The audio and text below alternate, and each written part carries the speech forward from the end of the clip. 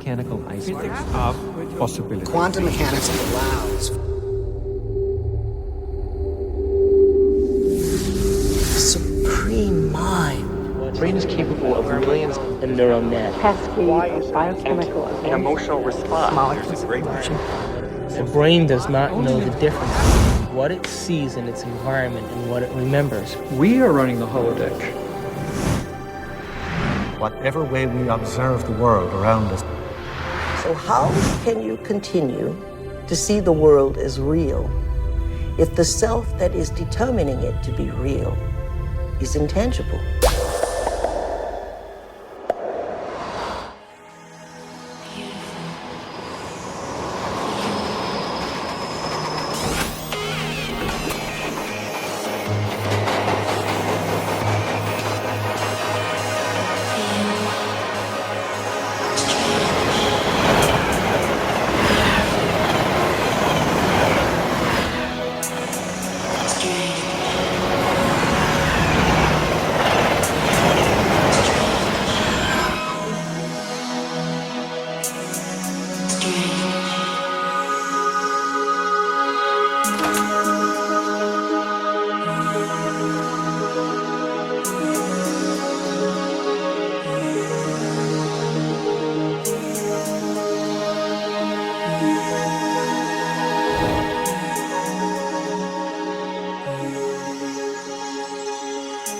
Are all realities existing simultaneously?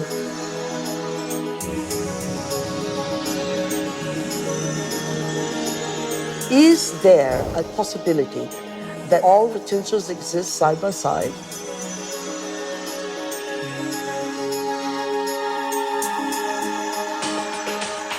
Have you ever seen yourself through the eyes of someone else that you have become?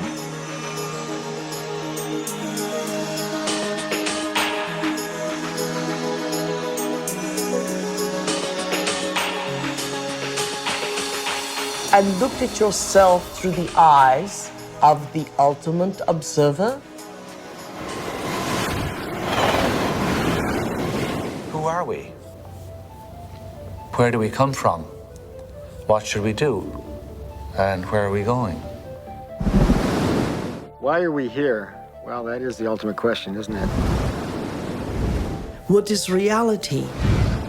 What I thought was unreal now, for me, seems in some ways to be more real than what I think to be real, which seems now more to be unreal.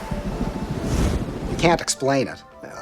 And anybody who gets too lost and anybody who spends too much time trying to explain it is likely to get lost forever down the rabbit hole of mysteriousness.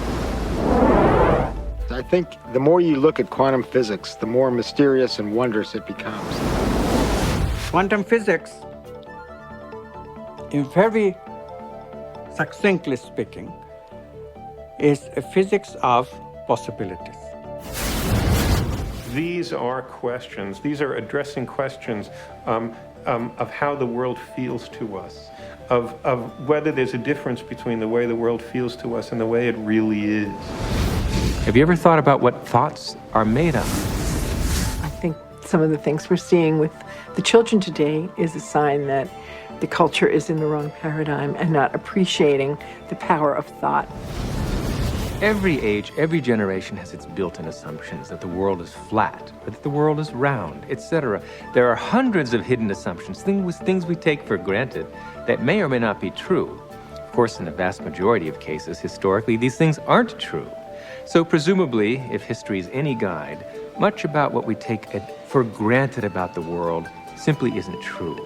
But we're locked into these precepts without even knowing it oftentimes. That's a paradox. Modern materialism strips people of the need to feel responsible. And often enough, so does religion. But I think if you take quantum mechanics seriously enough, it puts the responsibility squarely in your lap, and it doesn't give answers that are clear-cut and comforting. It says, yes, the world is a very big place. It's very mysterious. Mechanism is not the answer, but I'm not going to tell you what the answer is, because you're old enough to decide for yourself. everyone a mystery? Is everyone an enigma? They most certainly are. Asking yourself these deeper questions opens up new ways of being in the world. It brings in a breath of fresh air. It makes life more joyful. The real trick to life is not to be in the know, but be in the mystery.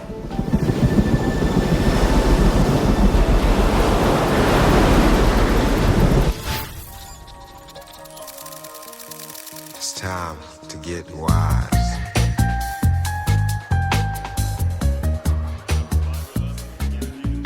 Why do we keep recreating the same reality? Why do we keep having the same relationships? Why do we keep getting the same jobs over and over again? In this infinite sea of potentials that exist around us, how come we keep recreating the same realities? Isn't it amazing that we have options and potentials that exist, but we're unaware of them? Is it possible that we're so conditioned to our daily lives, so conditioned to the way we create our lives, that we buy the idea that we have no control at all? We've been conditioned to believe that the external world is more real than the internal world. This new model of science says just the opposite. It says what's happening within us will create what's happening outside of us. There's a physical reality that is absolutely rock solid, and yet it only, if you want to put it this way, it only comes into existence when it bumps up against some other piece of physical reality. That other piece may be us, and of course we're partial to those moments, but it doesn't have to be either. It could be just some incidental rock comes flying along and interacts with this fuzzy mass of stuff, and sure enough, it provokes it into a particular state of existence. And there were philosophers in the past that said, look, if I kick a rock and I hurt my toe, that's real. I feel that, it feels real, it's vivid, and that means that it's reality. But it's still an experience, and it's still this person's perception of it being real. Scientific experiments have shown that if we take a person and hook their brains up to certain PET scans or computer technology and ask them to look at a certain object, and they watch certain areas of the brain light up, and then they've asked them to close their eyes and now imagine that same object. And when they imagine that same object, it produced the same areas of the brain to light up as if they were actually visually looking at it. So it caused scientists to back up and ask this question. So who sees then? Does the brain see?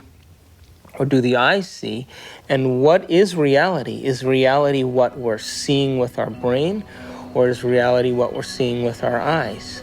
And the truth is that the brain does not know the difference between what it sees in its environment and what it remembers, because the same specific neural nets are then firing. So then it asks the question, what is reality?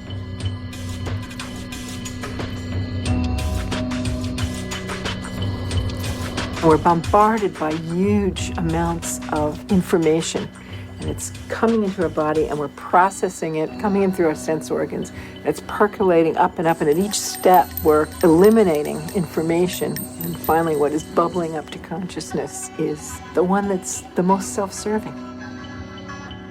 The brain processes 400 billion bits of information a second, but we're only aware of 2,000 of those. But our awareness of those 2,000 bits of information are just about the environment, our body, and about time.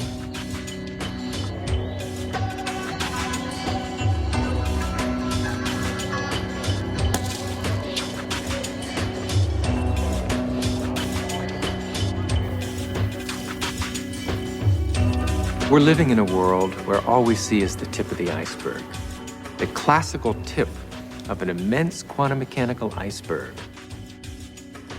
Hey, wow! You got a lot of shots to develop? No. Oh, bummer. Well, I'll catch you later.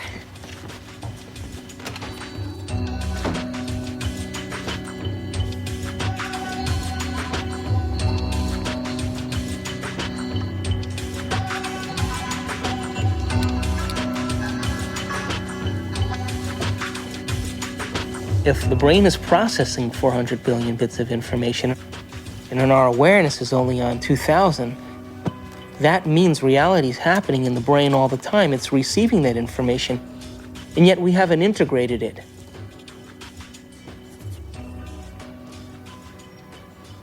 The eyes are like the lens, but the tape that's really seeing is the back of the brain. It's called the visual cortex. It's right back here. It's like this camera and it's tape. Did you know that the brain imprints what it has the ability to see? Now, this is important. For example, this camera is seeing a lot more around me than what is here, because it has no objection and no judgment.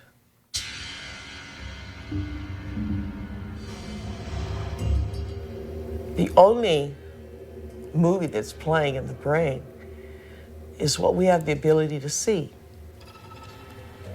So is it possible our eyes, our cameras see more than what our brain has the ability to consciously project? Well, the way our brain is wired up, we only see what we believe is possible. We match patterns that already exist within ourselves through conditioning. So a wonderful story that I believe is true is that when the Indians, the Native American Indians on the Caribbean islands, saw Columbus's ships approaching, they couldn't see them at all because it was so unlike anything they had ever seen before. They couldn't see it. When Columbus's armada landed in the Caribbean, none of the natives were able to see the ships, even though they existed on the horizon. The reason that they never saw the ships was because they had no knowledge in their brains or no experience that clipper ships existed. So the shaman starts to notice that there's ripples out in the ocean, but he sees no ship, but he starts to wonder what's causing the effect. So every day he goes out and looks and looks and looks, and after a period of time, he's able to see the ships. And once he sees the ships, he tells everybody else that ships exist out there because everybody trusted and believed in him. They saw them also.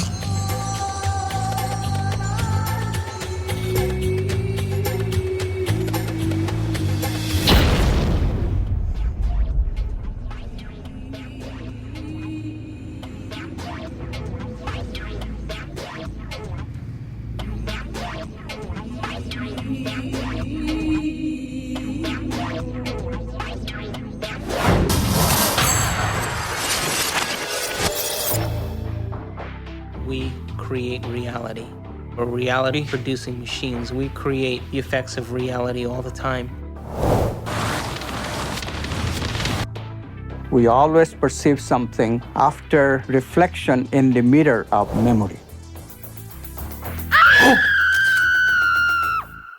As far as whether or not we're just living in a big holodeck or not, it's a question that we don't necessarily have a good answer to. I think this is a big philosophical problem that we have to deal with in terms of what science can say about our world, because we are always the observer in science. So we are still always constrained by what is ultimately coming into the human brain that allows us to see and perceive the things that we do. So it is conceivable that all of this really is just a great illusion that we have no way of really getting outside of to see what is really out there. Your brain doesn't know the difference between what's taking place out there and what's taking place in here. There is no out there, independent of what's going on in here.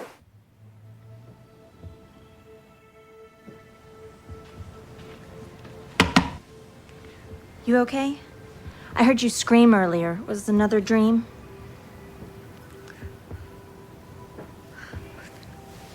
You were an Indian, watching Columbus's ship materialize out of thin air. Wow.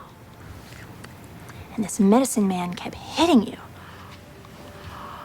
Cool. Hey, maybe it was a past life or a parallel reality or a future life. Got weird. Or maybe that dream was trying to tell you the truth. I guess it just depends on what you think is real. Maybe you should try different anxiety pills. My pills are fine, okay? Thank you. I have to go get dressed. I hope you feel better, Amanda.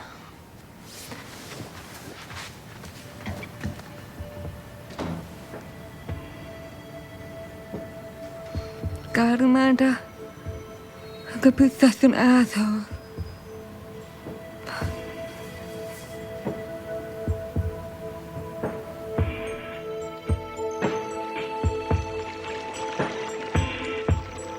There actually are choices in the direction of how a life can go that are contingent upon small level quantum effects not being washed out. First of all, let's talk about the subatomic world, and then we'll talk about what it's telling us about reality. The first thing I want to tell you about the subatomic world is it's totally a fantasy created by mad physicists trying to figure out what the heck is going on when they do these little experiments. By little experiments, I mean big energy in little spaces and little pieces of time. It gets pretty nutty at that realm of things, and so subatomic physics was invented to try to figure that all out. We need a new science down there. It's called quantum physics, and it is subject to a whole range of debatable hypotheses, thoughts, feelings, intuitions as to what the heck is really going on. Matter is not what we have long thought it to be. To the scientist, matter has always been thought of as sort of the ultimate in that which is static and predictable. Within all the atoms and molecules, all the space within the particles take up an insignificant amount of the volume of an atom or molecule, the fundamental particles. The rest of it is vacuum. What seems to happen is that particles appear and disappear all the time. So where do they go when they're not here? Now, that question is tricky. I'm going to give you two answers. Answer number one, they go into an alternative universe where the people in that universe are asking the same question about those particles when they come into our universe. They say, where do they go? There's a great mystery called the mystery of the direction of time. There's a certain sense in which the fundamental laws of physics that we have don't make any interesting distinction, say, between past and future. For example, it's a puzzle from the standpoint of the fundamental laws of physics. Why we should be able to remember the past and not have the same kind of epistemic access to the future. It's a puzzle from the standpoint of these laws, why we should think something like, by acting now, we can affect the future but not the past. These things, that we have a different kind of epistemic access to the past and the future, that we have a different kind of control by acting now over the future than we do over the past. These things are so fundamental to the way we experience the world that that it seems to me not to be curious about them is to be, 3/4 of the way to being dead.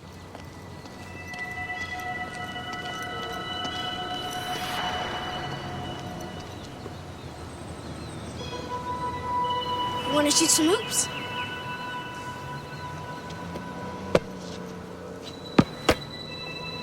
No, you don't have to be like that. Come on and play. Look, he likes you. Don't you have time for a little one-on-one? How long has it been since you played? Come on, you got the ball. Take a shot. No, my lady, not from there. It's out of bounds. Gotta be on the court to be in play.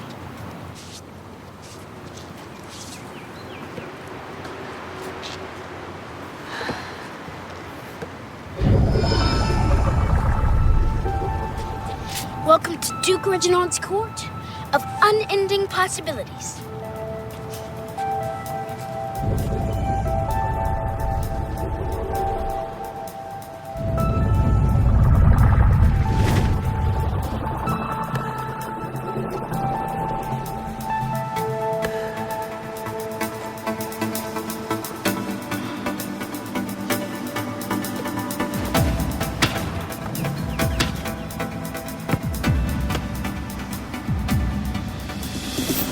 Court rules. Gotta sink the last one. They're hung. never touched you. Right. And it's not solid. Its ball is mostly empty. In fact, the universe is mostly empty.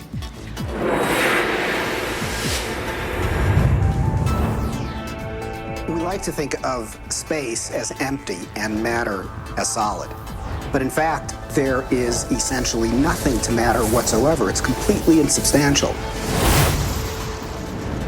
Take a look at an atom. We think of it as a kind of hard ball. Then we say, oh, well, no, not really. It's this little tiny point of really dense matter right at the center, surrounded by a kind of fluffy probability cloud of electrons popping in and out of existence. But then it turns out that that's not even right. Even the nucleus, which we think of as so dense, pops in and out of existence just as readily as the electrons do.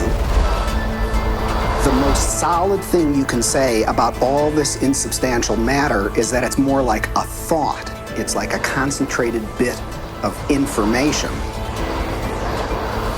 What makes up things are not more things, but what makes up things are ideas, concepts, information. And like I said, it never touches.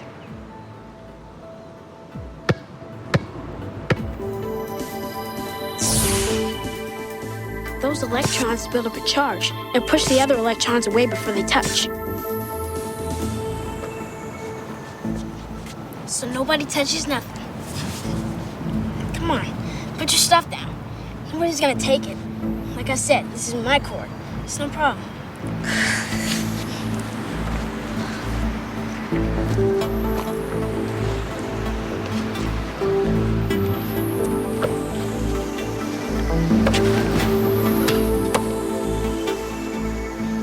How long has it been? I blink. It's only in conscious experience that it seems that we move forward in time. In quantum theory, you can also go backwards in time. You can always go back in time.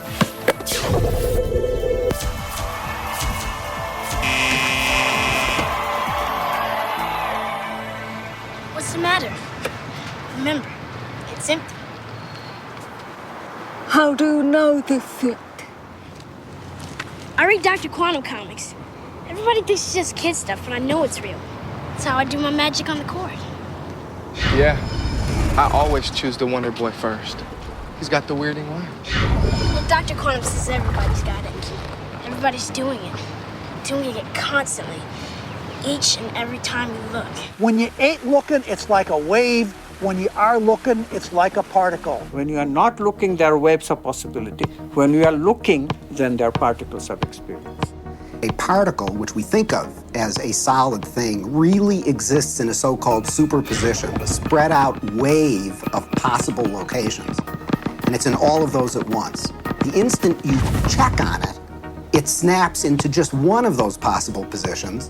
Quantum superposition implies that a particle can be in two or more places or states simultaneously. And this is a very bizarre concept and one of the hallmarks of the quantum world. Superheroes use superposition, with the world being potential strips of reality. Until we choose. Heroes choose what they want. Being in many places at once, experiencing many possibilities all at once, and then collapsing on the one. The question is, how far down the rabbit hole do you want to go?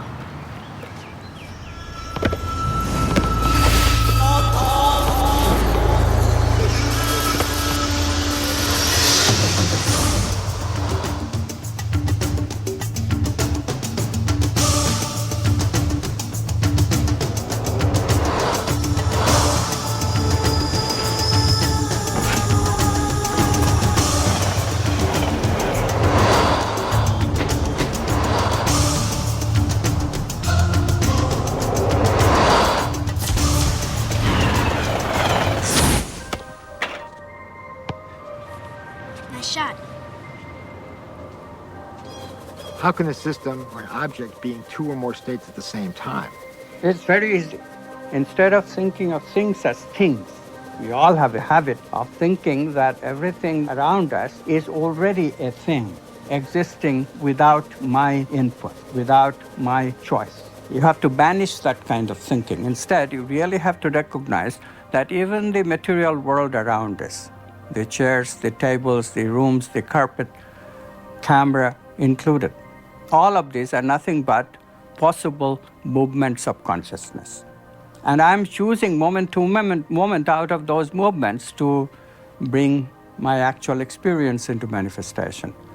This is the only radical thinking that you need to do. But it is so radical, it's so difficult, because our tendency is that the world is already out there, independent of my experience. It is not. Quantum physics has been so clear about it. Heisenberg himself, co-discoverer of quantum physics, said atoms are not things. They are only tendencies. So instead of thinking of things, you have to think of possibilities. They're all possibilities of consciousness. You now can see in numerous labs around the United States objects that are large enough to be seen by the naked eye, and they are in two places simultaneously. And you can actually take a photograph of that.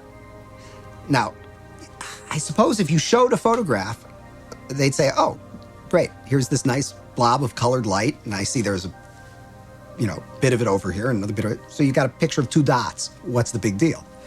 And if you say, well, look right in the chamber. You can see it right there. Oh, I see two things there. You say, no, that's not two things. That's one thing. It's the same thing in two places. I'm not sure that people's jaw would drop about it, because I don't think people really believe it.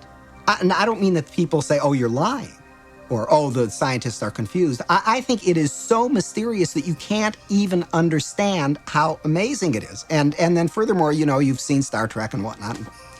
Beam me up, Scotty. So it all seems sort of, oh, well, what does that really mean? But you've got to really stop and think about what that means, that it's the same object and it's in two places at once. And people tinker in the lab and they get angry about things and they have lunch and they go home and they lead their lives just as though nothing utterly astounding is happening, because, of course, that's how you have to go about it. And yet there is this completely amazing magic sitting right in front of your eyes.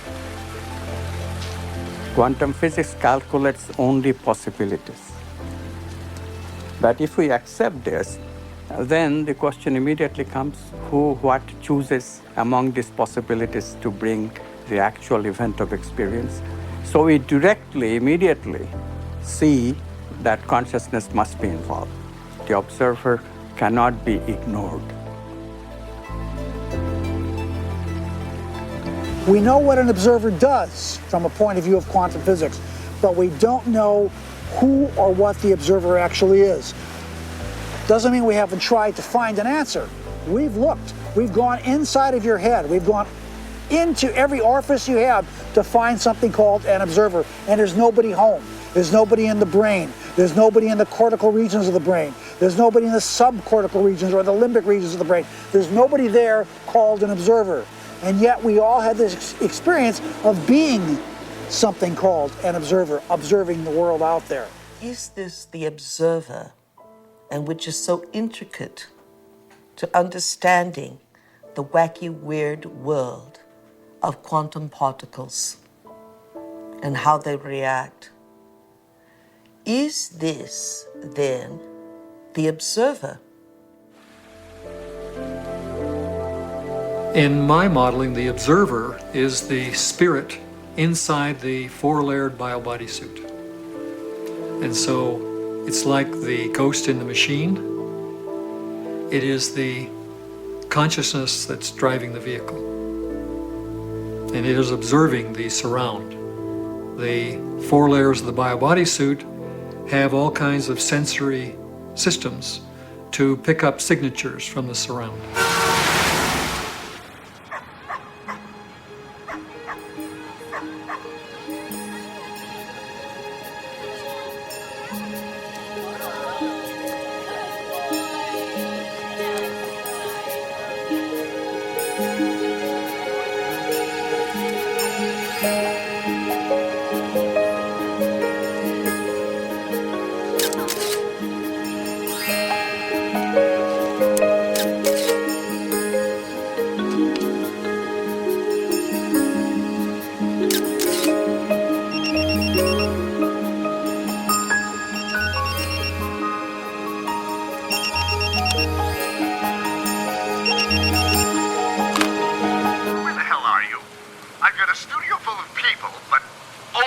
God, there's no photographer. Where can she be? Aliens? Loch Ness Monster? A hot date?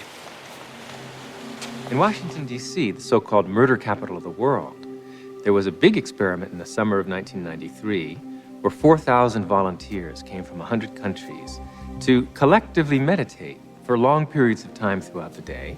It was predicted in advance that with such a sized group, you would have a 25% drop in violent crime, as defined by the FBI, in Washington that summer. Well, the chief of police went on television saying that, look, it's going to take 2 feet of snow to reduce crime by 25% in Washington, D.C. this summer. But by the end, the police department became a collaborator and author of this study because the results, in fact, showed a 25% drop in violent crime in Washington, D.C., which we could predict on the basis of 48 previous studies that had already been done on a smaller scale. This leads naturally to wonder, are people affecting the world of reality that they see? You betcha they are. Every single one of us affects the reality that we see, even if we try to hide from that and play victim. We all are doing it. Just tell me where you are. Good. But hurry with it, please, because these models are giving me a headache. 10 minutes.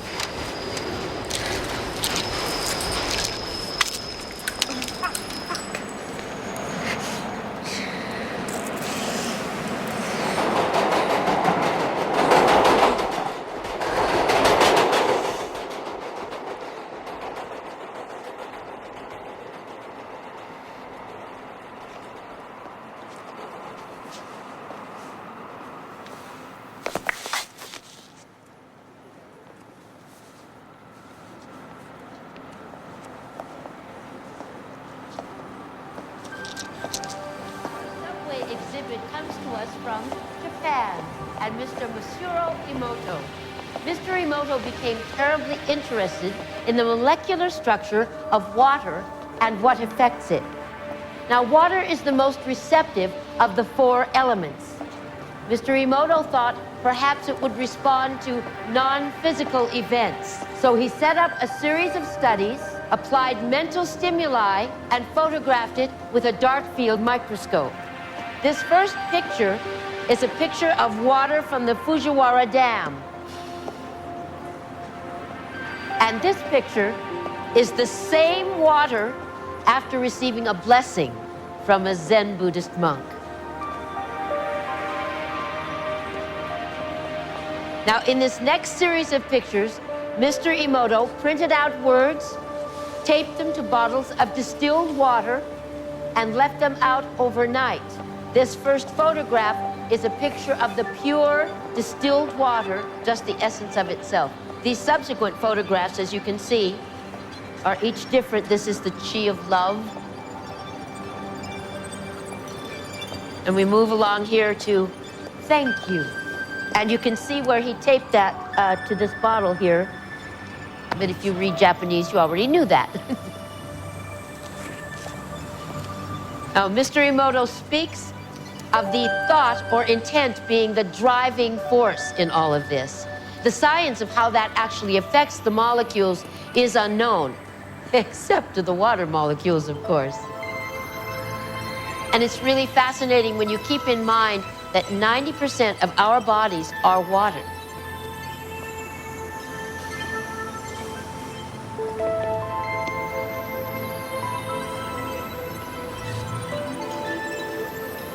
Makes you wonder, doesn't it?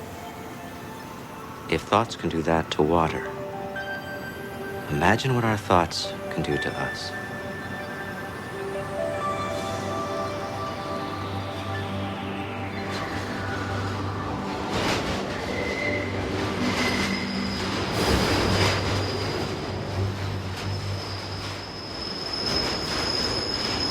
Absolutely, thought alone can completely change the body. Most people don't affect reality in a consistent, substantial way because they don't believe they can.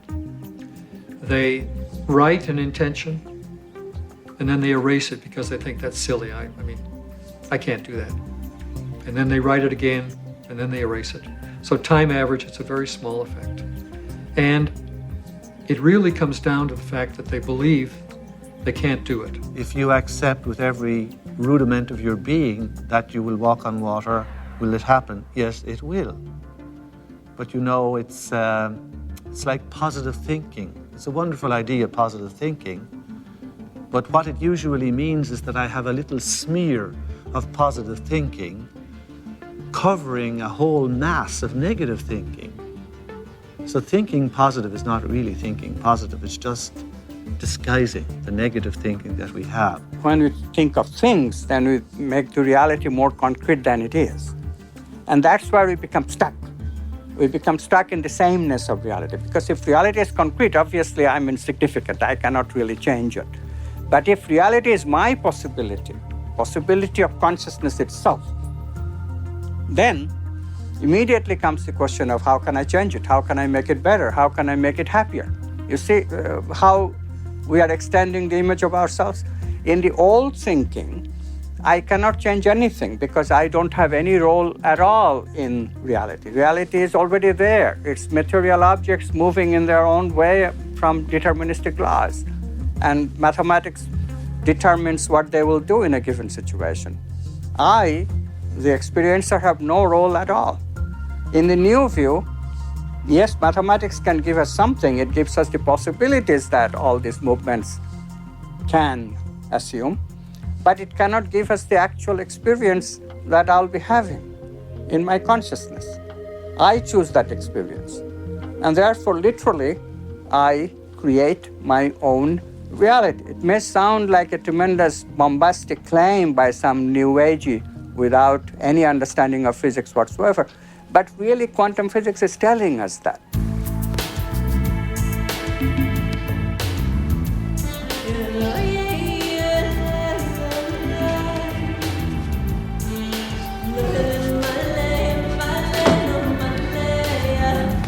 Hey, how was the shoot?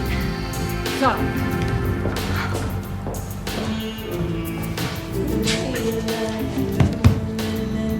Your boss called. He's worried about you.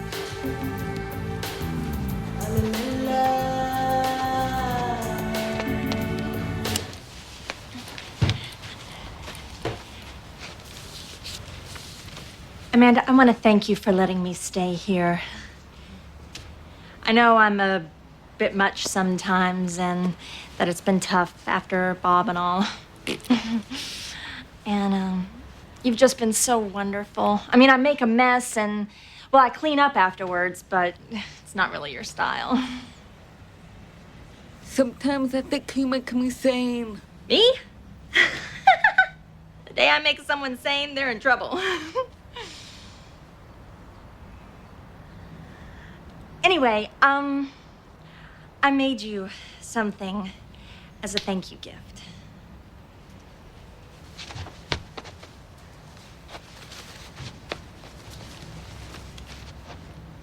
Open it.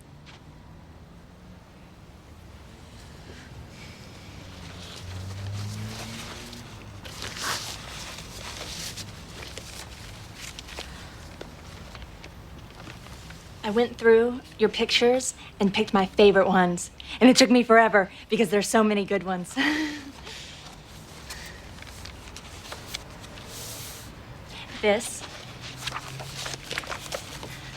That's for all the wonderful photos you will be taking.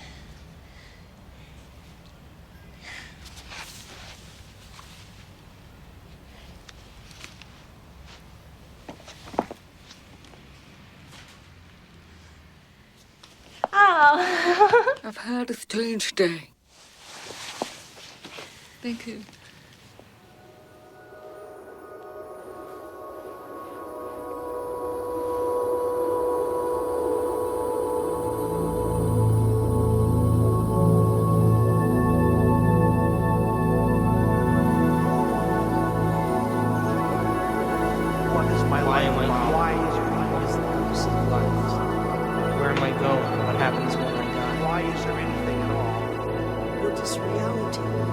It makes you wonder, doesn't it?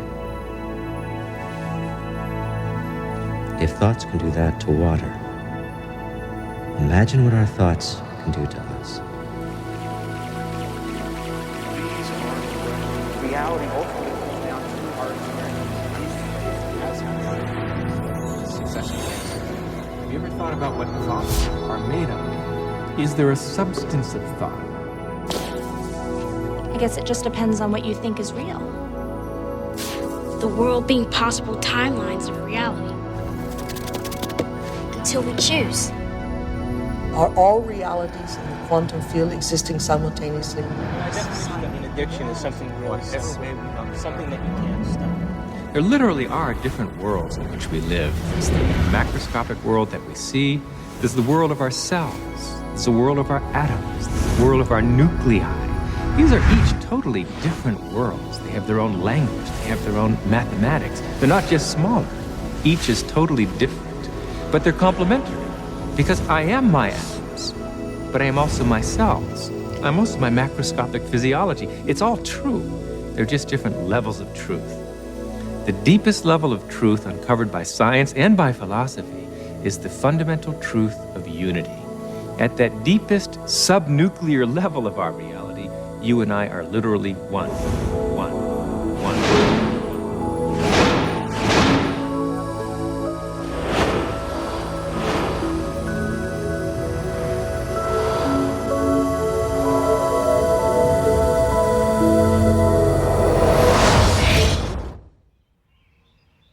I wake up in the morning and I consciously create my day the way I want it to happen.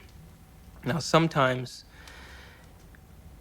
because my mind is examining all the things that I need to get done, it takes me a little bit to settle down and get to the point of where I'm actually intentionally creating my day.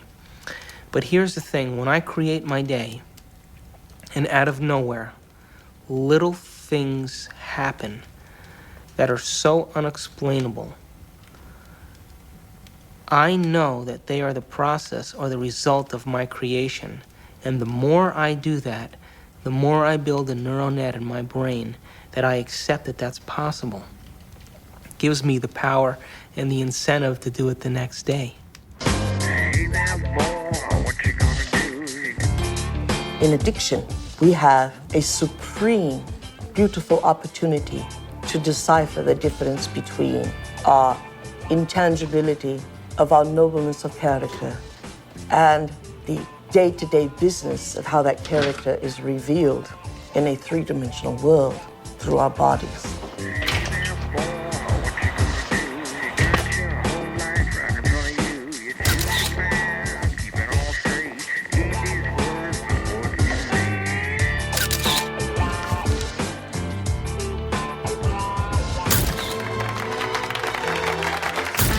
Weddings. And what we will learn is that addiction is the feeling of a chemical rush that is cascaded through the bodies through a whole assortment of glands and ductless glands and through the spinal fluid, a feeling that some would call a sexual fantasy. It only takes one sexual fantasy for a man to have a hard-on. In other words, it only takes one thought here for a man to have an erection in his member. And yet, there was nothing outside of him that gave him that. It was what was within him that gave him that. Oh, hey, Amanda, I didn't know you were there. Guilty. A wedding. Come on, blink. This is a good assignment, if you'd see it that way. What to see? I do. They did. Oh, God, Amanda. I mean, you live in your past. I mean, everything with you is about what happened. You hate churches, you hate weddings, you hate guys. And I want you to go scope it out. Don't need to. I got money there. I know. I took the pictures, remember? You got too many memories clouding your vision. Oh, Amanda, you know you're the best technical photographer I have. And I want to have some great pictures. You know what? You need a good Polish wedding. And watch out for those good Catholic boys, huh? You mean the priest? Come on, get out of here. Bye. When I was younger, I had lots of ideas about what God was. And now I realize I'm not conscious enough to truly understand what that concept means.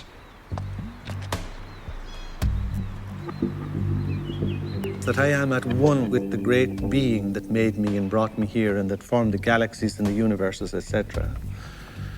How did that get taken out of religion? It was not hard.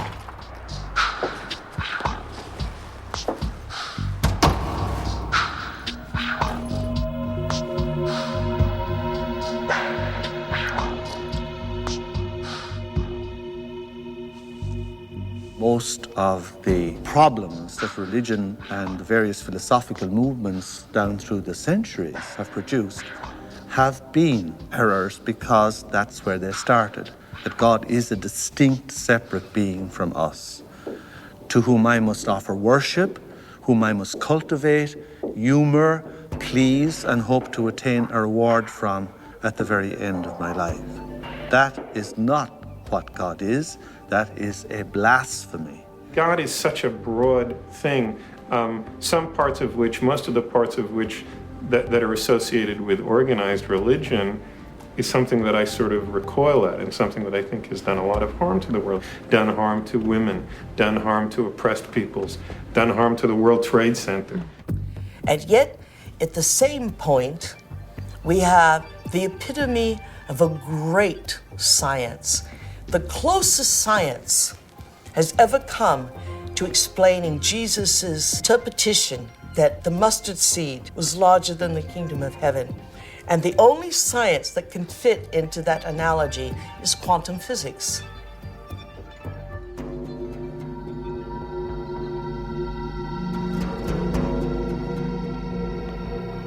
Now, we have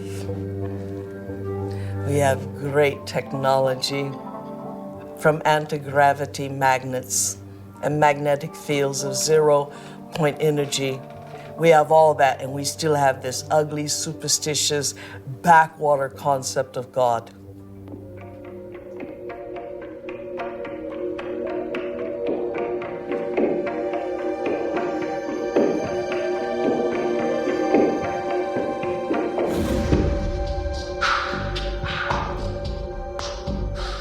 People fall into line very readily when they're threatened by these cosmic sentences of everlasting punishment. But this is not how God is. And once you start to question the traditional images, caricatures of God, people feel you're an agnostic or an atheist or a subverter of the social order. God must be greater than the greatest of human weaknesses, and indeed, the greatness of human skill, that God must even transcend, are most remarkable to emulate nature in its absolute splendor. How can any man or woman sin against such a greatness of mind? How can any one little carbon unit on Earth, in the backwaters of, indeed, the Milky Way, the boondocks, betray God Almighty? That is impossible. The height of arrogance is the height of control of those who create God in their own image.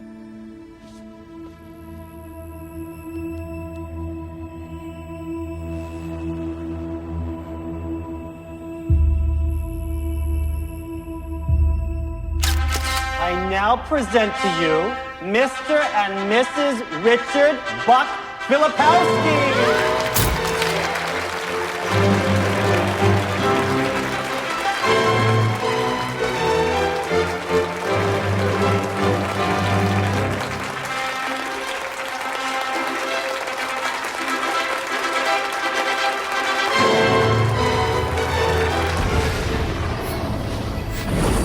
Brain, when it fires its thoughts, is likened unto the landscape of a thundercloud. And the synaptic cleft is the sky between the storm and the earth receptor site. And you see this foreboding, dark cloud boiling in the sky. And you see electrical impulses moving through it, veins of electric light, and then you see it hit the ground. The brain looks like a thunderstorm when it is presenting a coherent thought. So no one has ever seen the thought. What they do see in neurophysics is that they see a storm raging around different quadrants of the brain. Those are areas that are mapped in the body and what the person must be responding to. A holographic image. Rage, murder, hate, compassion, love. The brain does not know the difference between what it sees in its environment and what it remembers, because the same specific neural nets are then firing. The brain is made up of tiny nerve cells called neurons. These neurons have tiny branches that reach out and connect to other neurons to form a neural net. Each place where they connect is integrated into a thought or a memory. Now, the brain builds up all its concepts by the law of associative memory. For example, ideas, thoughts, and feelings are all constructed and interconnected in this neural net, and all have a possible relationship with one another. The concept and the feeling of love, for instance, is stored in this vast neural net. But we build the concept of love from many other different ideas. Some people have love connected to disappointment. When they think about love, they experience the memory of pain, sorrow, anger, and even rage. Rage may be linked to hurt, which may be linked to a specific person, which then is connected back to love. We build up models of how we see the world outside of us.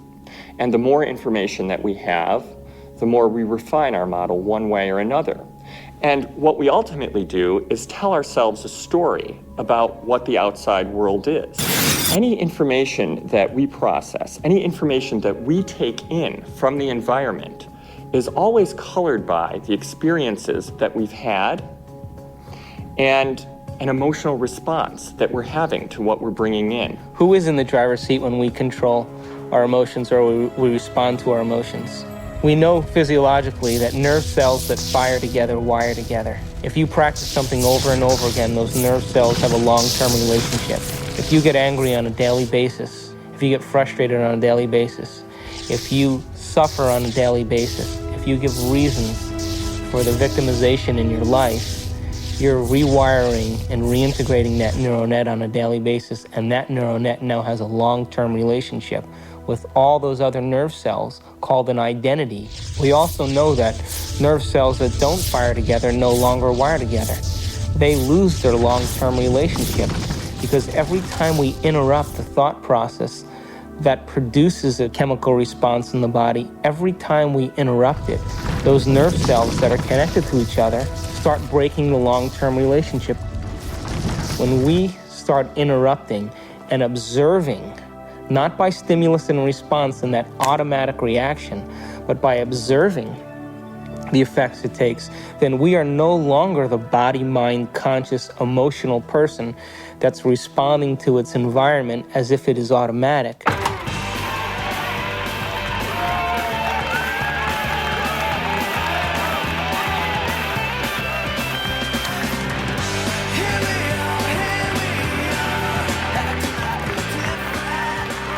Does that mean emotions are good or emotions are bad? No, emotions are designed so that it reinforces chemically something into long-term memory. That's why we have them. All emotion is holographically imprinted chemicals. The most sophisticated pharmacy in the universe is in here. There's a part of the brain called the hypothalamus. And the hypothalamus is like a little mini factory, and it is a place that assembles certain chemicals that match certain emotions that we experience. Those particular chemicals are called peptides. They're small chain amino acid sequences. The body's basically a carbon unit that makes about 20 different amino acids all together to formulate its physical structure. The body is a protein-producing machine. In the hypothalamus, we take small chain proteins called peptides, and we assemble them into certain neuropeptides or neurohormones that match the emotional states that we experience on a daily basis. So there's chemicals for anger, and there's chemicals for sadness, and there's chemicals for victimization, there's chemicals for lust. There's a chemical that matches every emotional state that we experience. And the moment that we experience that emotional state in our body or in our brain, that hypothalamus will immediately assemble the peptide that then releases it through the pituitary into the bloodstream. The moment it makes it into the bloodstream, it finds its way to different centers or different parts of the body. Now, every single cell in the body has these receptors on the outside. And one cell can have thousands of receptors studding its surface, kind of opening up to the outside world. And when a peptide docks on a cell, it literally, like a key going into a lock, sits on the receptor surface and attaches to it and kind of moves the receptor, and kind of like a doorbell buzzing, sends a signal into the cell. It's party time!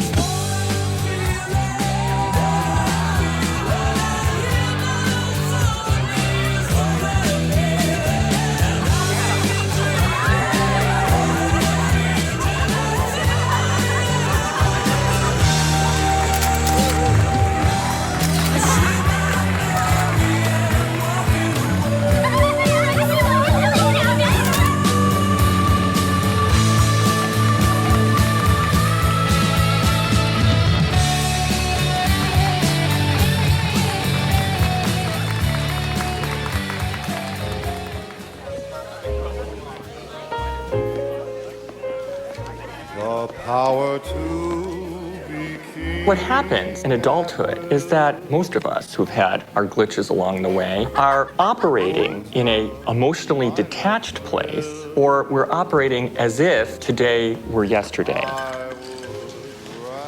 What is it? Mixed.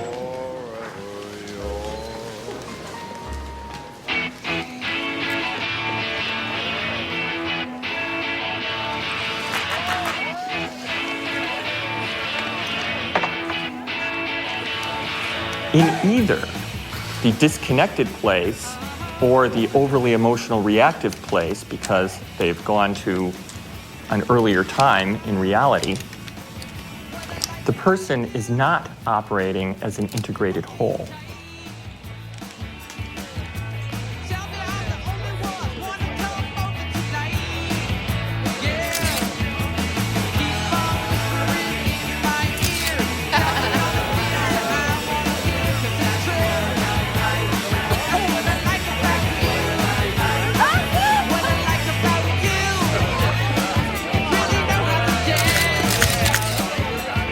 Along the outside of the cell are these billions of receptor sites that are really just receivers of incoming information. A receptor that has a peptide sitting in it changes the cell in many ways. It sets off a whole cascade of biochemical events, some of which wind up with changes in the actual nucleus of the cell.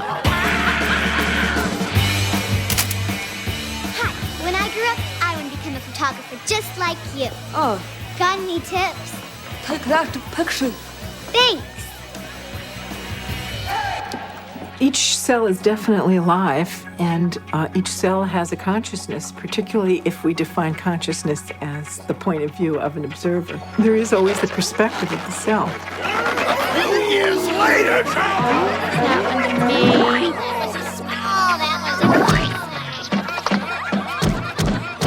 In fact, the cell is the smallest unit of consciousness in the body. I'm hungry!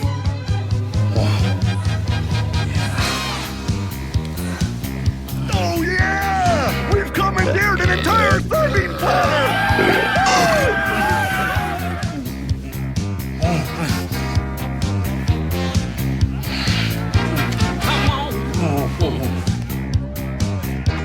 Yeah, keep it coming, keep it coming! Yeah! Oh, let's go! Oh yeah! Well, my definition of an addiction is something really simple. Something that you can't stop.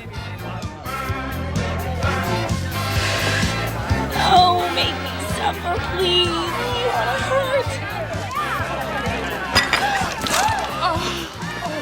We bring to ourselves situations that will fulfill the biochemical craving of the cells of our body by creating situations that meet our chemical needs. It always happens to me. Every day. An addict will always need a little bit more in order to get a rush or a high of what they're looking for chemically.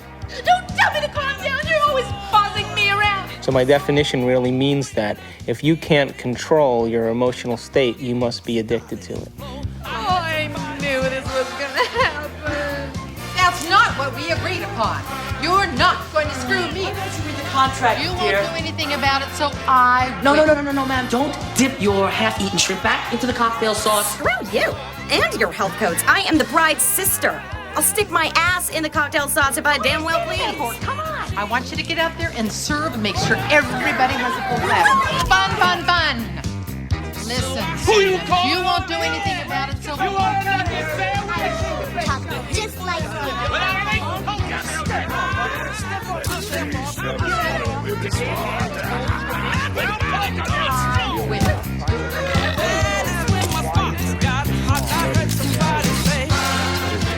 What is reality? What is the real reality?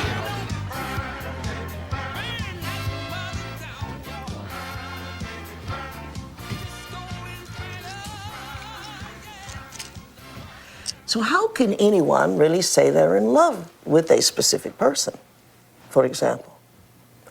They're only in love with the anticipation of the emotions they're addicted to. Because the same person could fall out of favor the next week by not complying. My goodness, doesn't that change the landscape of our emotional outlook on personal needs and identities?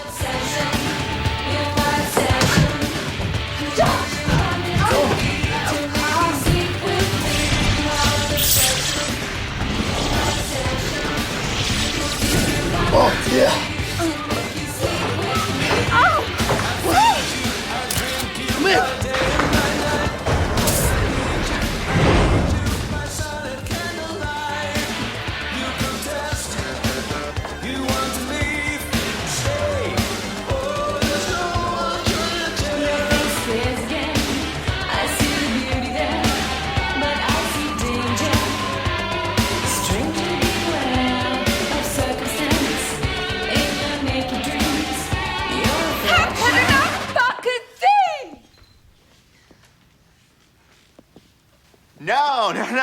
No. You got the punchline wrong. It's a photographer's joke.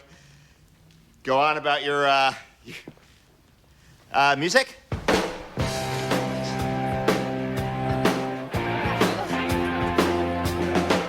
Are you okay? Right, Dad, that couldn't fucking some good. When? Now. I was with the groom. Hey, I could read it. I'm sorry. I was with the groom just now. Yeah, he loves Paulette. Where?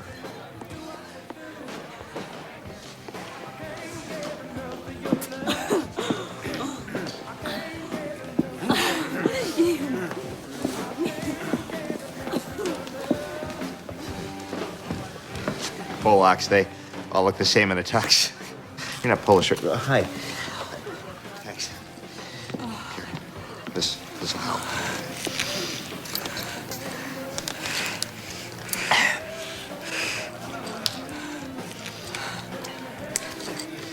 Oh, thank you.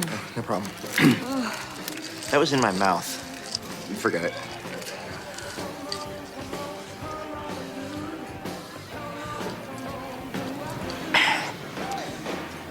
So, what's your name? Elliot. Hi. Yeah. It's I'm Amanda. Hey, Amanda. I should have asked you what your name. You photograph a lot of weddings? Yeah, I hate it. I'm doing the thing again with my hands. I'm sorry. We are emotions, and emotions are us. Again, I can't separate emotions. When you consider that every aspect of your digestion, every sphincter that opens and closes, every group of cells that come in for nourishment and then moves out to heal something or repair something. Those are all under the influence of the molecules of emotion. I mean, it's this total buzz. So you ask if emotions are bad. Emotions are not bad. They're life. They color the richness of our experience. It's our addiction that's the problem. The thing that most people don't realize is that when they understand that they are addicted to emotions... Another drink? It's not just psychological. It's biochemical. Think about this. Heroin uses the same receptor mechanisms on the cells that our emotional chemicals use. It's easy to see then that if we can be addicted to heroin, then we can be addicted to any neuropeptide, any emotion. To the groom! To the groom. Woo!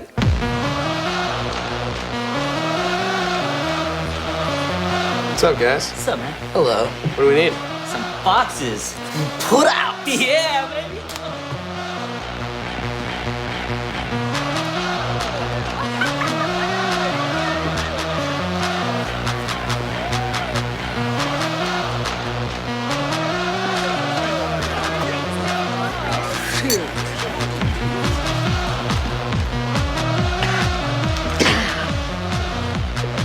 So. The relevant search command that's going on is related to finding a certain emotional state. I mean, we can't even direct our eyes without having an emotional aspect to it.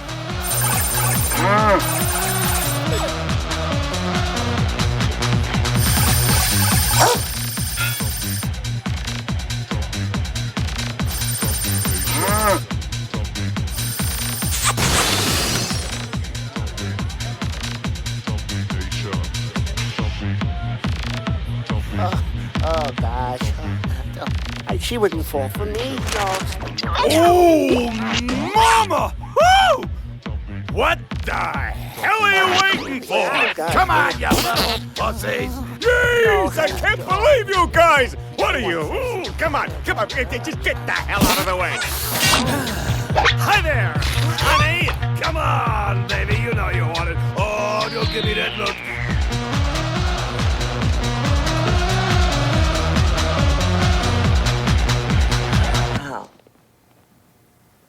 What about people who are addicted to sex?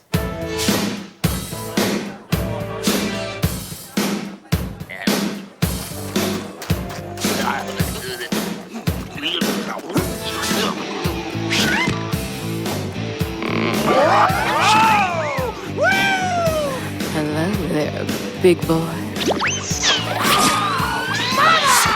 Is there a rocket in your pocket, or are you just happy to see me?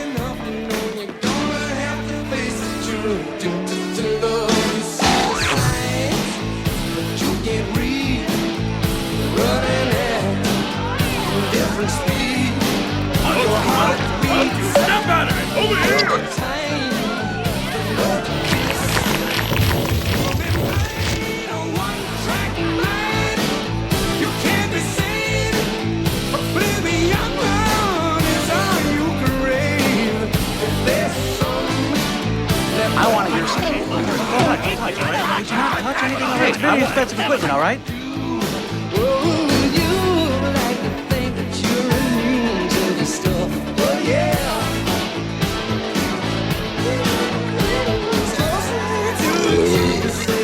I want to hear some polka music, okay? I'm gonna play These people want to hear some I know polka they're gonna music. play some You polka. can't have a Polish wedding without polka music!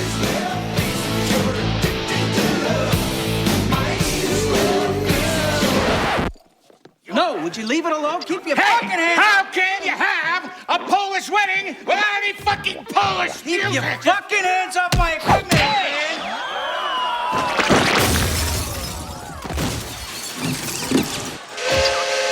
Like I said before, it ain't a Polish wedding without a polka!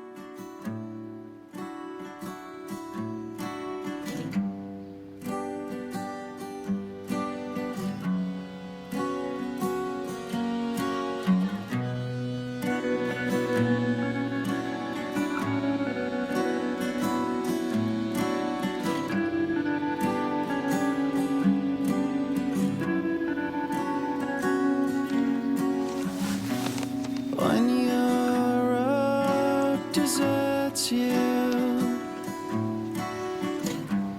and your feet disappear,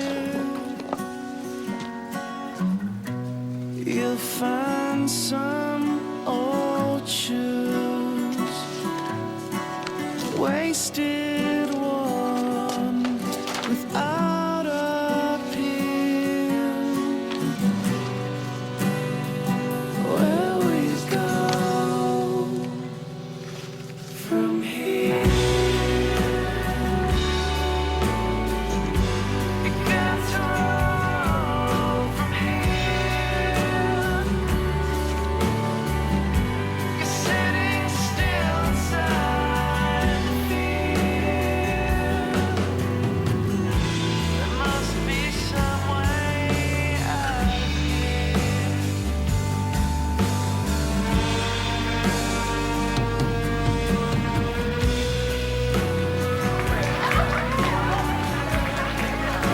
Our mind literally creates our body. So it all starts in the cell. The cell is a protein-producing machine, but it gets its signal from the brain. One of the things about receptors is they change in their sensitivity. If a given receptor for a given drug or internal juice is being bombarded for a long time at a high intensity, it will literally shrink up.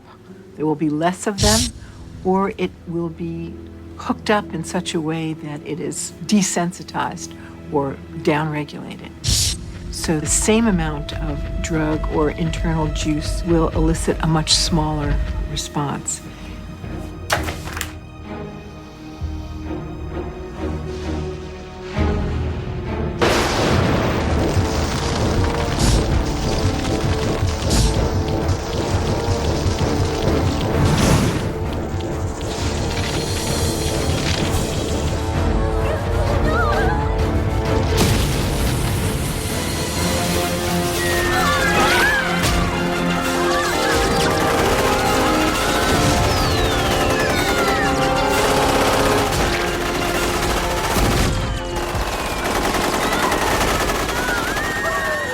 if we're bombarding the cell with the same attitude and the same chemistry over and over again on a daily basis, when that cell finally decides to divide, when it produces a sister cell or a daughter cell, that next cell will have more receptor sites for those particular emotional neuropeptides and less receptor sites for vitamins, minerals, nutrients, fluid exchange, or even the release of waste products or toxins.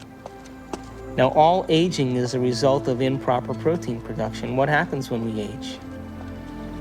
Our skin loses elasticity. Well, elastin is a protein. What happens to our enzymes? We don't digest as well. What happens to our synovial fluid? Those are proteins. They become brittle and stiff. What happens to our bones? They become thin. So all aging is a result of improper protein production. So then the question arises, does it really matter what we eat? And does nutrition really have an effect if the cell doesn't even have the receptor sites after 20 years of emotional abuse to even receive or to let in the nutrients that are necessary for its health?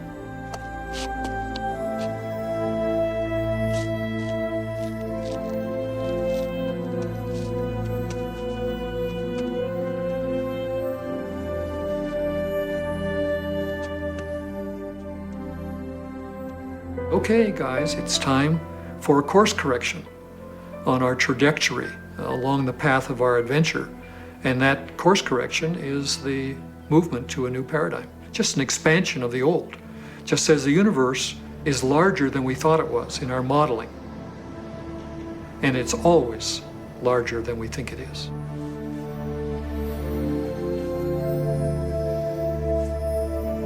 I hate you.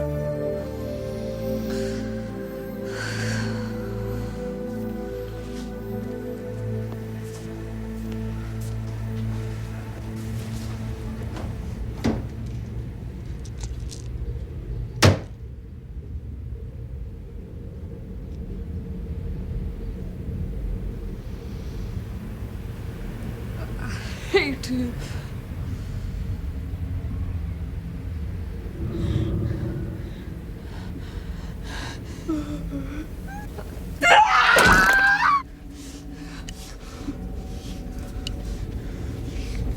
You idiot! You suck! Look at you! You're fat! You're ugly! You're worth nothing! You get it all! I hate you!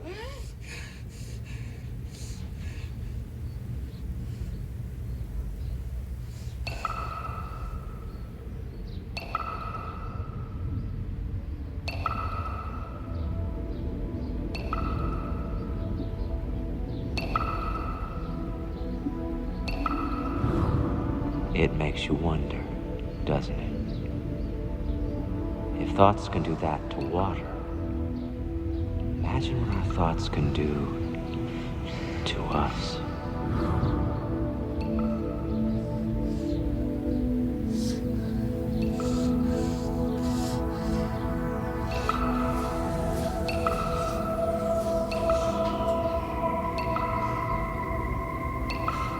No one has ever came along and ever given you sufficient, intelligent knowledge about your beautiful self, how you work from the inside out. Why do you have addictions? Because you have nothing better. You have dreamt of nothing better because no one has ever taught you how to dream better.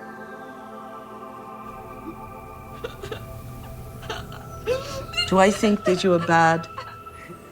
I don't think you're bad. Do I think you're good? I don't think you're good either. I think you're God.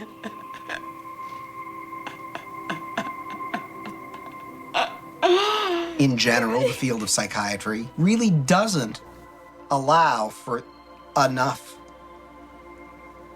freedom of action on people's part, meaning an awful lot of problems, not all of them to be sure, but an awful lot of problems that get labeled as psychological problems really amount to people making rotten choices. And they ought to be instructed to make different ones. Can I? Wow. Borrow some toothpaste?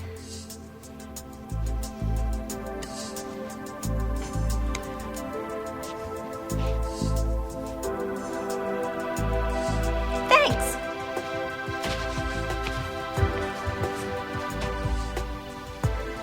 When I talk about we disappearing, I don't mean that we physically disappear. What I mean is that we move out of the area of the brain that has to do with our personality, that has to do with our association to people, our association to places, our association to things and times and events. We don't exist in the associative centers in our brain that reaffirms our identity and reaffirms our personality. For the average person in the world who lives life and considers their life boring or uninspiring is because they've made no attempt to gain knowledge and information that will inspire them. They're so hypnotized by their environment through the media, through television, through people living and creating ideals that everybody struggles to become, that no one can actually become in terms of physical appearance and definitions of beauty and valor that are all illusions, that most people surrender and live their life in mediocrity. And they may live that life, and the soul may never really, their desire may never really rise to the surface, so they may want to be something else. But if it does rise to the surface, and they ask themselves if there is something more, or why am I here? What is the purpose of life? Where am I going? What happens when I die? They start to ask those questions. They start to flirt and interact with the perception that they may be having a nervous breakdown. And in reality, what they're doing is that their old concepts of how they viewed their life in the world start to fall apart.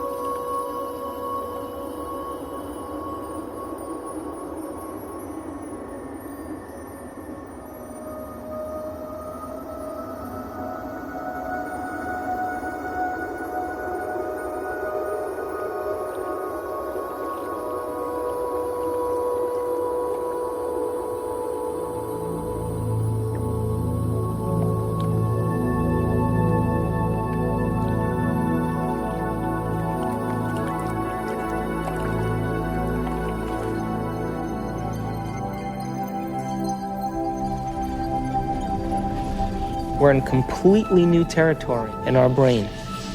And because we're in completely new territory, we're rewiring the brain, literally reconnecting to a new concept.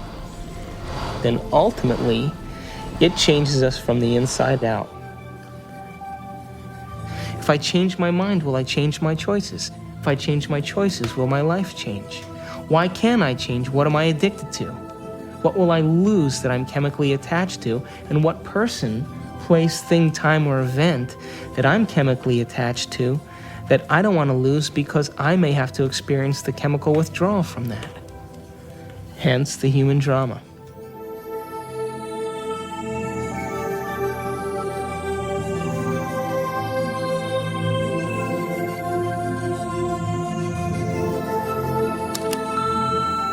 Amanda, it's Bob, and I'm just calling to say I hope that you can come tonight. I really want to see you. I really want to talk to you.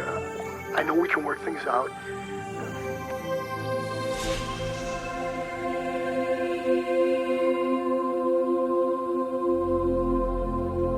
It's the only planet in the Milky Way that has habitation that is steeped in enormous subjugation of religion. You know why that is? Is because people have set up right and wrong. If I do this, I'm going to get punished by God. If I do the other thing, I'm going to get rewarded. This is a really poor description that tries to map out a path in life for us to follow. but with deplorable results, because there really is no such thing as good or bad. We're judging things far too superficially that way. Does that mean you're in favor of sin and licentiousness and depravity? No. It simply means that you need to improve your expression and understanding of what you're dealing with here. There are things that I do, and I know they'll evolve me. There are other things that will not evolve me. But it's not good or bad. And there's no God waiting to punish you because you did one or the other. There is no God condemning people. Everyone is God's. At the same time, God is the sort of placeholder name for those parts of our experience of the world which are somehow transcendent, somehow sublime. I have no idea what God is. Yet I have an experience that God is. There is something very real about this presence called God. Although I have no idea how to define God, to see God as a person or a thing, I can't seem to do it. It's kind of like asking a human being to explain what God is similar to asking a fish to explain the water in which the fish swims. God is a superposition of all the spirit from all things. You are a God in the making, and you have to walk this path. But someday, you have to love the abstract as much as you love the condition of addiction. The only way that I will ever be great to myself is not what I do to my body, but what I do to my mind.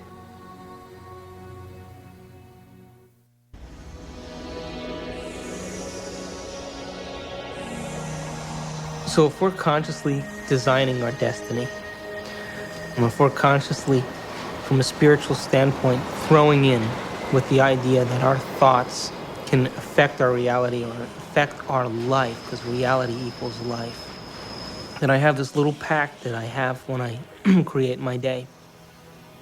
I say I'm taking this time to create my day, and I'm infecting the quantum field.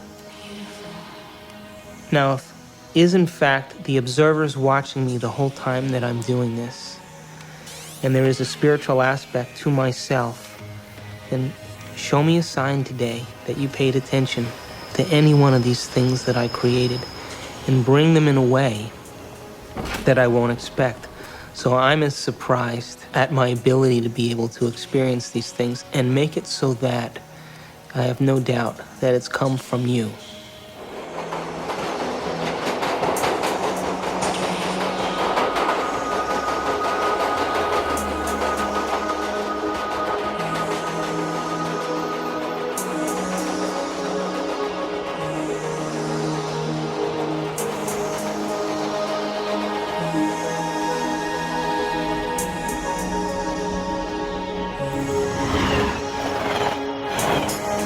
So the brain is capable of millions of different things that that people just really should learn, that how incredible they actually are and how incredible their minds actually are. And that not only do they have this unbelievable thing within their head that can do so many things for them and can help us learn and can actually change and adapt, and it can make us something better than what we actually are, and it can actually help us to transcend ourselves. That there may be some way that it can actually take us to a higher level of our existence, where we can actually understand the world in a deeper way, where we can understand our relationship to things and people in a deeper way, and we can ultimately make more meaning for ourselves in our world. We can show that there's a spiritual part of our brain, but it's a part that we all can have access to, and it's something that we can all do.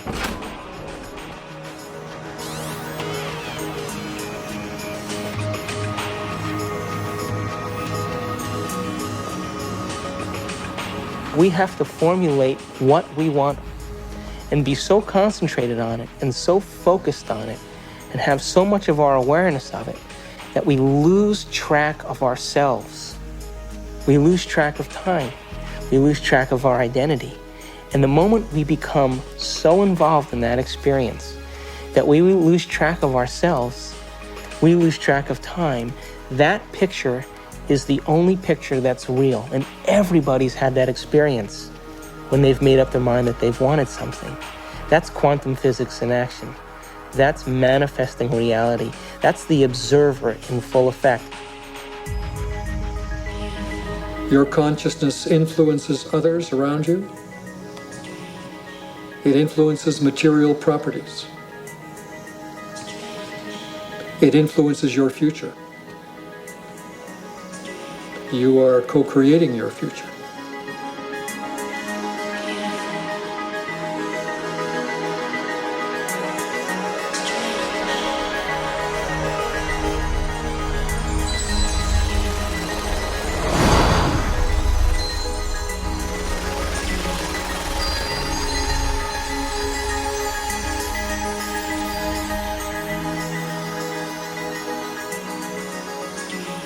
Show me a sign today that you paid attention to any one of these things that I created and bring them in a way that I won't expect. So I'm as surprised at my ability to be able to experience these things and make it so that I have no doubt that it's come from you.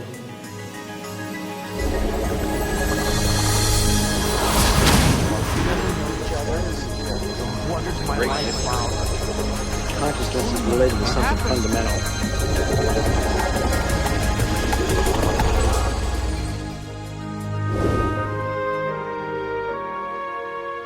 Have you ever seen yourself through the eyes of someone else that you have become? What an initiation.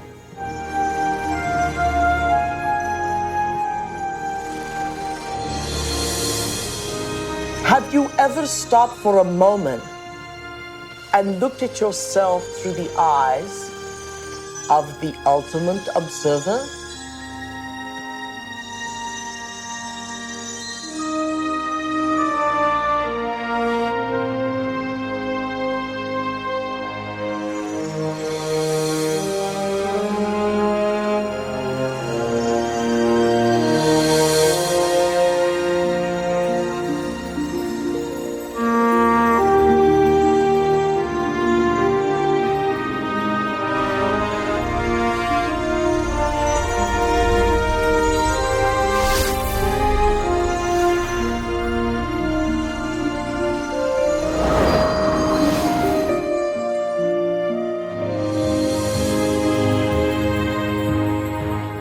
I am much more than I think I am. I can be much more even than that.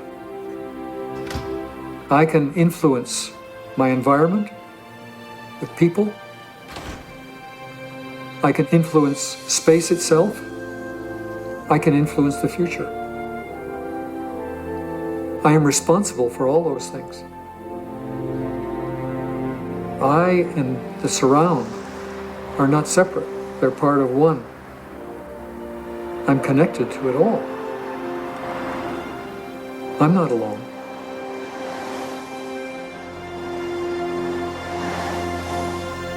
Knowing that there's this interconnectedness of the universe, that we are all interconnected and that we are connected to the universe at its fundamental level, I think is as good an explanation for spirituality as there is. It is my belief that our purpose here is to develop our gifts of intentionality and learn how to be effective creators. We are here to be creators. We are here to infiltrate space with ideas and mansions of thought. We are here to make something of this life. To acknowledge the quantum self, to acknowledge the place where we really have choice, to acknowledge mind. When that shift, our perspective takes place, we say that somebody has been enlightened.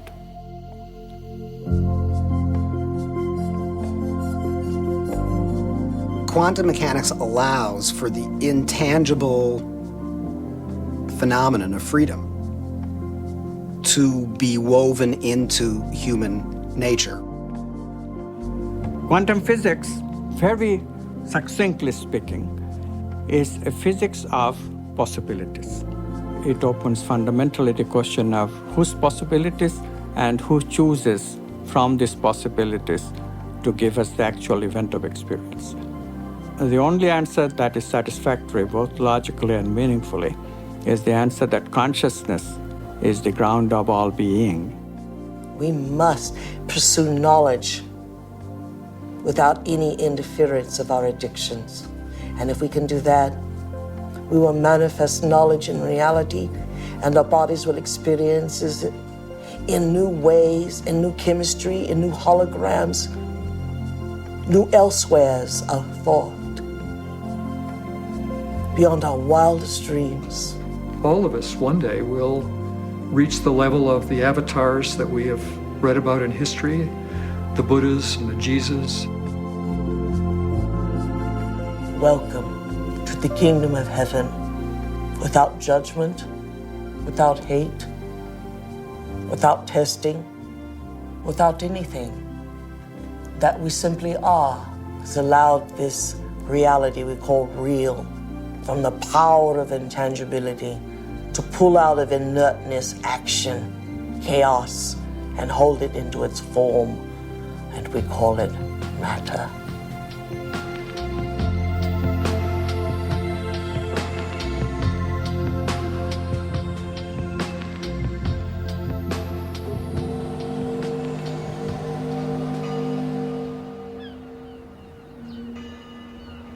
How can we measure the effects?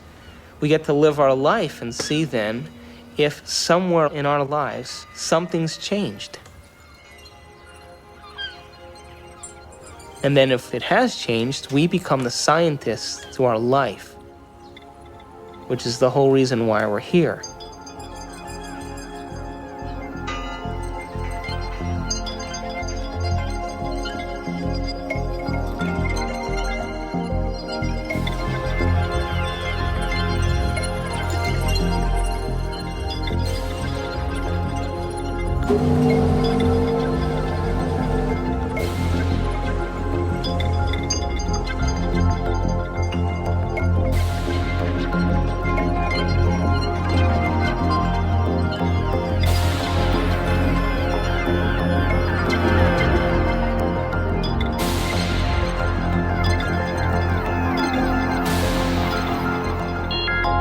Don't just take it at face value.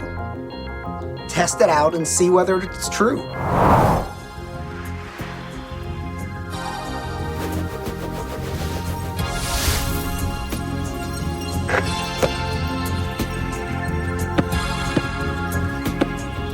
Hey, you're back.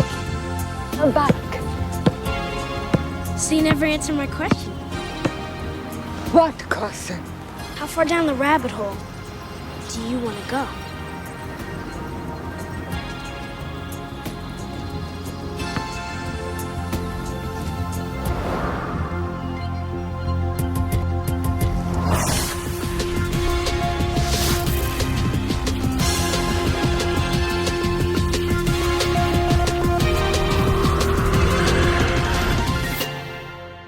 Ponder that for a while.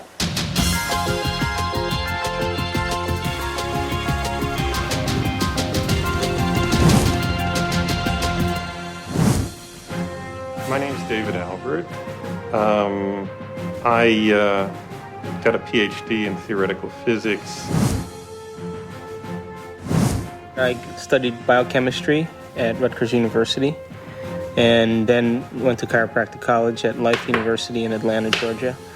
My postgraduate training is in anatomy and physiology, neurochemistry, neurophysiology, and genetics.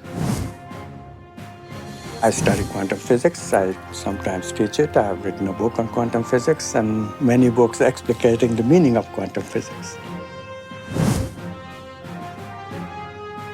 After my PhD from Harvard, I went to CERN, the European Laboratory for Particle Research, and then joined faculty at Stanford. And my work there has been the development of unified quantum field theories. I have about 100 publications in this area, but perhaps I'm best known for the discovery of supersymmetric flipped SU5 grand unified field theory.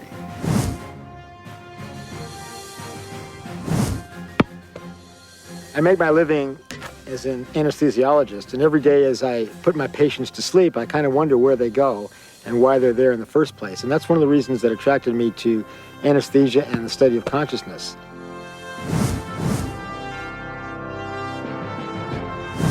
My name is Michal Ledwith, and for most of my life I was a professor of theology. I'm Dr. Daniel Monti. I'm a physician with specialty training in psychiatry and human behavior. I'm on the full-time faculty at the Jefferson Medical College. I actually got very interested in studying this whole topic of the brain and spirituality because it had to do with a lot of the questions that I was asking ever since I was a child about reality and how we understood truth and what was real.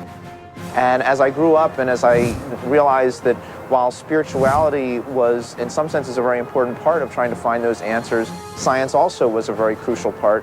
And I was ultimately looking for some way of bringing those two forces together.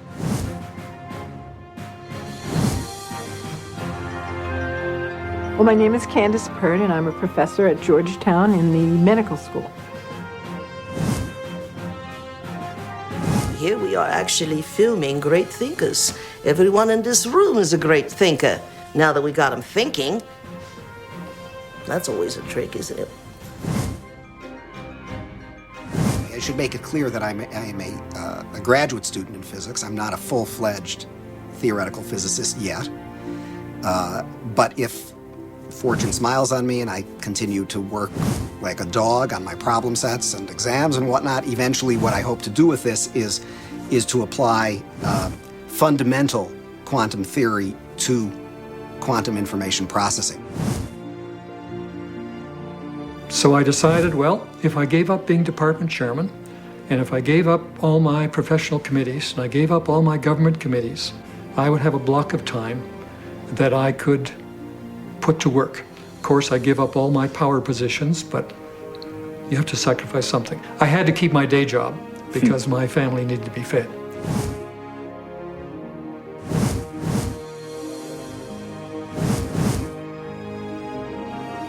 I presume that you're asking me how scientists can sound this wacko because I must be sounding wacko.